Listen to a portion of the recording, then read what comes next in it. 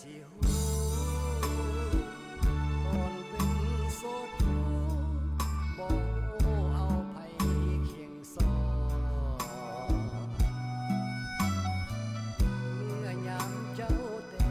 งงานไปกำหนดใดเป็นสิ่งแน่นอนถ้าไผอยากสอนแต่งงานเสีย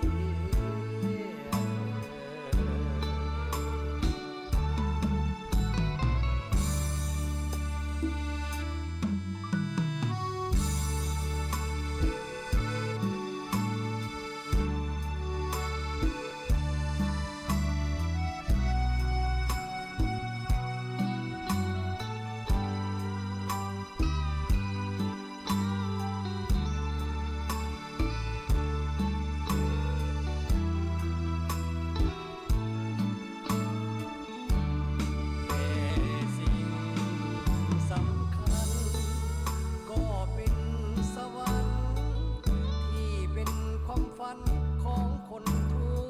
วไปน้องนั้นขายดังเดือนดาวยังเป็นสาวกำหนดบ่ได้ที่ว่ามีไผหมายใจแน่นอนหากคนหลายใจไผกะสิ